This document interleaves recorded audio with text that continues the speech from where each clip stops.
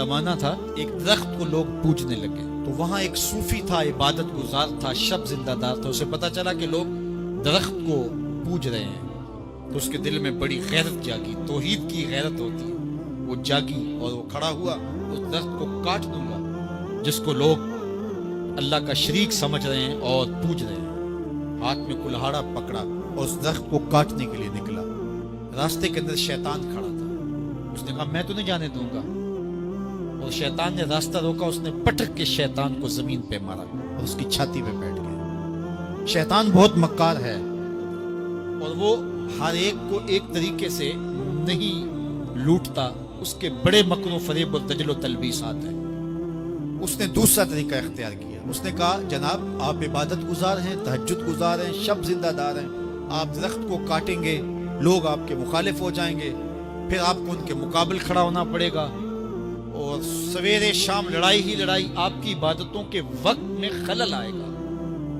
तो आपने इनकी कब्र में थोड़ा जाना है, आपकी कब्र अपनी है, इनकी कब्र अपनी है, आप छोड़िए इनको। और साथ ही कहा कि जब आप मुसल्ला उठाया करेंगे तो नीचे से एक दिरहम मिल जाया करेगा आपको, तो आप उससे अपने खाने पीने का इंतजाम कर लिया करेंगे और आप फारिगुल बाल भी हो जाएंगे। इस तरह बातों में लगाया और वो ज़ाहिद साहब वापस आ गए।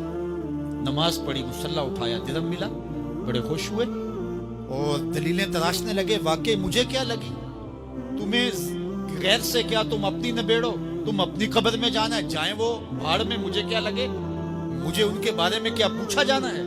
नमाजें पढ़ता है, हर नमाज के बाद मुसल्ला उठाता है तो एक दिरहम मिलता है। काफी दिन गुजर गया, दिल भी आहिस्ता आहिस्ता मुर्दा हो गया। एक दिन मुसल्ला उठाया तो कोई दिरहम नहीं निकला। फिर दोबारा कुल्हाड़ा उठाया, उठा, रास्ते में फिर शैतान खड़ा था। कहा किधर जा रहे हो? कहा दरख्त को काटने जा रहा हूं। शैतान ने कहा मैं तो नहीं जाने दूंगा। उसको तजुर्बा था कि मैं इसको पटक के जमीन पे मारा था, ये मेरे से ताकतवर तो है ही नहीं। उसने फिर गिरेबान से पकड़ लिया। शैतान ने पटक के जमीन पे मारा और छाती पे बैठ गया। वो जाहिद साहब परेशान हो गए, शैतान को कहने लगे कि ये कैसे हुआ, मेरा तो तजुर्बा माजी का ये था कि मैं ताकतवर हो, तुम कमजोर हो, लेकिन अब तुमने पटक के मुझे जमीन पे मारा।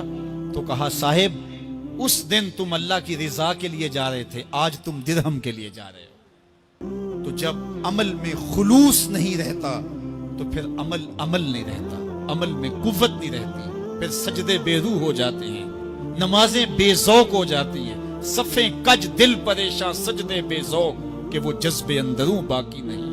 नमाज रोजा हज ज़कात सब कुछ है बाकी, मगर तू बाकी नहीं। फिर सब कुछ चलता रहता है लेकिन रस्म होती है। ला यब्का मिनल इस्लाम इल्ला इस्मुहु वला यब्का मिनल कुरान इल्ला रस्मुहु। फिर कुरान पढ़ा जाता है, रस्म होता है। कुरान दिल को फिर नहीं बदलता, इसलिए कि रस्म अदा हो रही होती है। जब रस्म अदा हो रही हो तो फिर कुरान दिल को नहीं बदलता। जब